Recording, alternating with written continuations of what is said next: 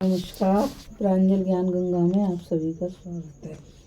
हम संक्षिप्त महाभारत का पाठ कर रहे हैं जिसमें कि उद्योग पर्व चल रहा है। कल हमने कथा में त्रिशिरा और वृत्तासुर के वध का वृतांत तथा इंद्र का तिरस्कृत होकर जल में छिप जाने की कथा को पढ़ा था। आज हम कथा में नहुस की इंद्र पद प्राप्ति, उसका इंद्राणी पर आसक्त होना और इंद्राणी का अवध मांगकर अश्वमेध यज्ञ द्वारा इंद्र को शुद्ध करना।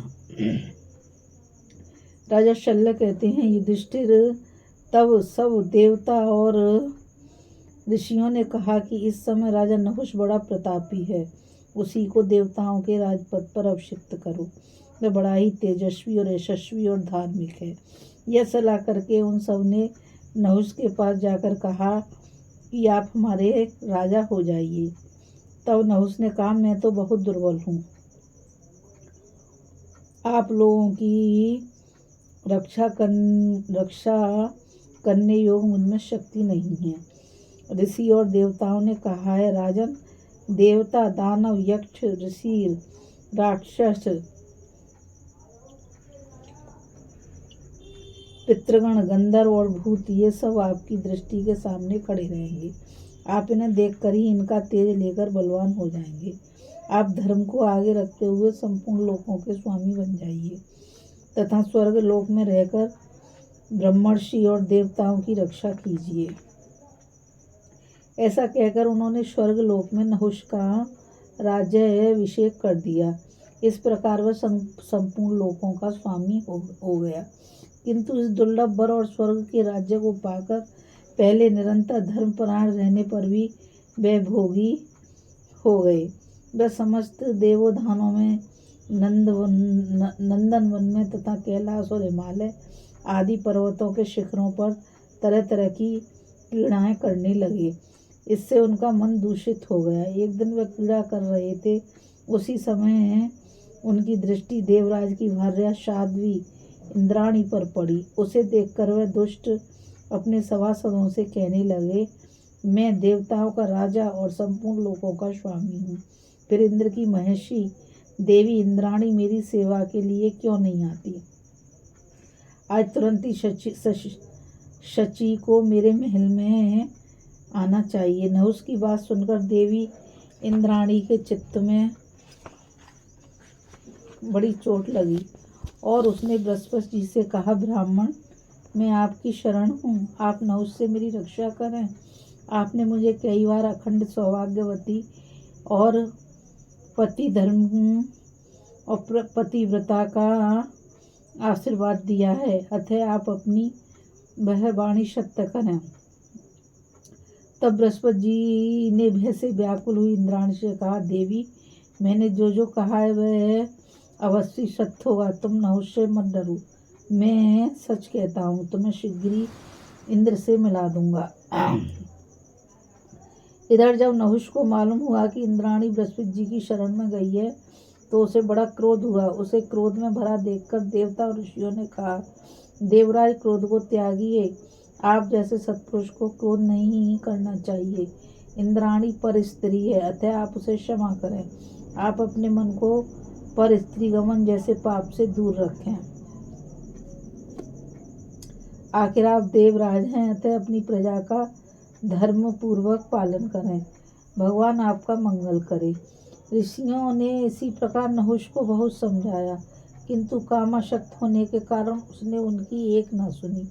तब वे बृहस्पति जी के पास गए और उनसे बोले, देवर्षि श्रेष्ठ, हमने सुना है कि इंद्राणी आपकी शरण में आई है और आप ही के भवन में है तथा आपने उसे अभयदान दिया है, परंतु हम देवता और ऋषि लोग आपसे प्रार्थना करते हैं कि आप उसे नहुष को दे दीजिए। देवता और ऋषियों के इस प्रकार कहने पर देवी इंद्राणी के नेत्रों में आंसू भर आए और वह दीनता पूर्वक रो रो कर इस प्रकार कहने लगी, ब्राह्मण, मैं नहुष को पति रूप से स्वीकार नहीं करना चाहती। मैं आपकी शरण हूँ, आप इस महान भय से मेरी रक्षा करें। बृहस्पति ने कहा, इंद्राणी, मेरा यह निश्चय है कि मैं शरणागत का त्याग नहीं कर सकता। आनंदिते, तू धर्म को जानने वाली और सत्यशीला है, इसलिए मैं तुझे नहीं त्यागूंगा। फिर देवताओं से कहा, मैं धर्म विधि को जानता हूँ, मैंने धर्मशास्त्र का श्रवण किया है और सत्य में मेरी निष्ठा है। इसके सिवा मैं हूँ भी ब्राह्मण जाति का, इसलिए मैं कोई ना करने योग्य काम नहीं कर सकता। आप लोग जाइए, मैं ऐसा नहीं कर सकूँगा। इस विषय में पूर्व काल में ब्रह्मा जी ने कुछ वचन कहे हैं, उन्हें सुनिए। जो पुरुष भयभीत होकर शरण में आए हुए व्यक्ति को शत्रु के हाथ में दे देता है और उसका बोया हुआ बीज समय पर नहीं उगता, उसके खेत में समय पर वर्षा नहीं होती तथा रक्षा की आवश्यकता होने पर उसे कोई रक्षक नहीं मिलता, ऐसा दुर्वचित्त पुरुष जो अन्न भोग करता है वह व्यर्थ हो जाता है, उसकी चेतना शक्ति नष्ट हो जाती है, वह स्वर्ग से गिर जाता है और जो देवता लोग उसके समर्पित हव्य को ग्रहण नहीं करते, उसकी संतान अकाल में ही नष्ट हो जाती है। उसके पितर सदा नरक में निवास करते हैं और इंद्र के सहित देवता लोग उस पर वज्रघात करते हैं। इस प्रकार ब्रह्मा जी के कथानुसार शरणागत के त्याग से होने वाले अधर्म को जानते हुए मैं इंद्राणी को नहुष के हाथ में नहीं दे सकता। आप लोग कोई ऐसा उपाय करें जिससे इसका और मेरा दोनों का ही हेतु। तब देवताओं ने इंद्राणी से कहा, देवी, यह स्थावर जंगम सारा जगत एक तुम्हारे ही आधार से टिका हुआ है। तुम पतिव्रता और सत्यनिष्ठा हो। एक बार नहुष के पास चलो, तुम्हारी कामना करने से वह पापी शीघ्र ही नष्ट हो जाएगा और देवराज शक्र फिर अपना ऐश्वर्य प्राप्त करेंगे। अपनी कार्य सिद्धि के लिए देवताओं से ऐसा निश्चय करके इंद्राणी अत्यंत संकोच पूर्वक नहुष के पास गई। उसे देखकर देवराज नहुष ने कहा, शुचि स्मृति, मैं तीनों लोकों का स्वामी हूँ, इसलिए सुंदरी तुम मुझे पति रूप में वर लो। नहुष के ऐसा कहने पर पतिव्रता इंद्राणी भय से व्याकुल होकर कांपने लगी। उसने हाथ जोड़कर ब्रह्मा जी को नमस्कार किया और देवराज नहुष से कहा, सुरेश्वर, मैं आपसे कुछ अवधि मांगती हूँ। अभी यह मालूम नहीं है कि देवराज शक्र कहाँ गए हैं और वे फिर लौट कर आवेंगे या नहीं। इसकी ठीक ठीक खोज करने पर यदि उनका पता न लगा तो मैं आपकी सेवा में आ जाऊंगी। नहुष ने कहा, सुंदरी, तुम जैसा कहती हो वैसा ही सही। अच्छा, शक्र का पता लगा लो, किंतु देखो अपने इन सत्य वचनों को याद रखना। इसके पश्चात नहुष से विदा लेकर इंद्राणी बृहस्पति जी के घर आई। इंद्राणी की बात सुनकर अग्नि आदि देवता इकट्ठे होकर इंद्र के विषय में विचार करने लगे। फिर वे देवादिदेव भगवान विष्णु से मिले और उनसे व्याकुल होकर कहा, देवेश्वर, आप जगत के स्वामी तथा हमारे आश्रय और पूर्वज हैं। आप समस्त प्राणियों की रक्षा के लिए ही विष्णु रूप में स्थित हुए हैं।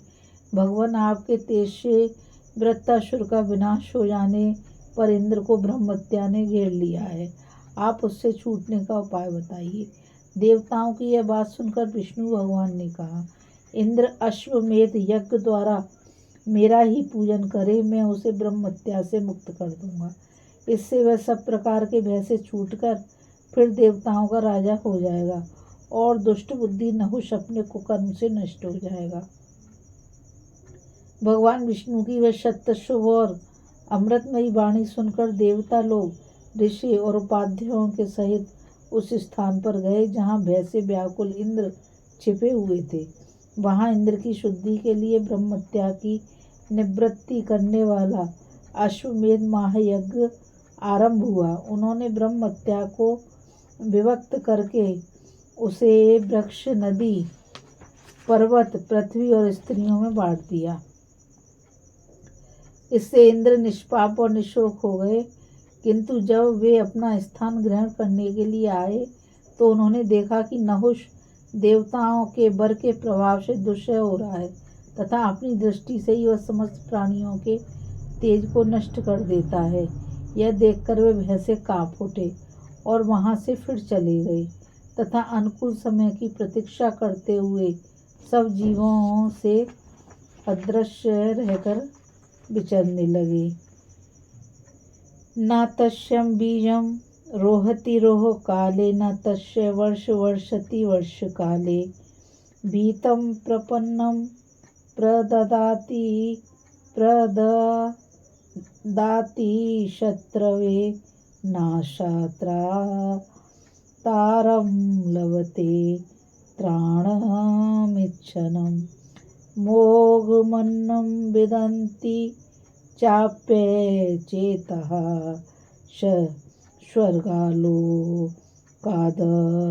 भ्रश्यति नष्टचेष्टः भीतं प्रपन्नं प्रदाति यो वेन तस्य हव्यं प्रतिगृह्णन्ति देवा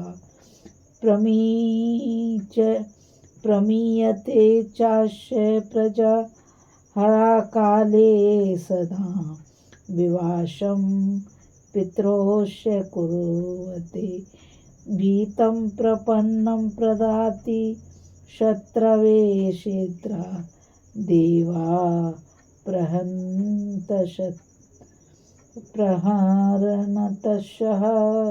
वज्रमः।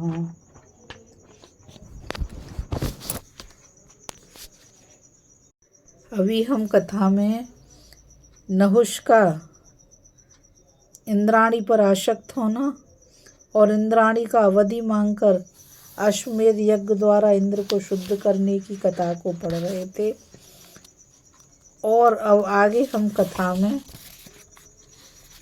इंद्र की बताई हुई युक्ति से नहुष का पतन तथा इंद्र का पुनः देव राज्य पर प्रतिष्ठित होने की कथा पढ़ेंगे। इस कथा में बस इतना ही। मुझ गीता रावत को आज्ञा दीजिए। कल फिर मिलेंगे एक नई कथा के साथ। और मैं आप सभी से यही कहना चाहूँगी कि इस चैनल को ज़्यादा से ज़्यादा लाइक, शेयर और सब्सक्राइब कीजिए ताकि ये अमूल्य ज्ञान अधिक से अधिक लोगों तक पहुँच सके। राधे राधे। जय श्री कृष्णा। नमस्कार।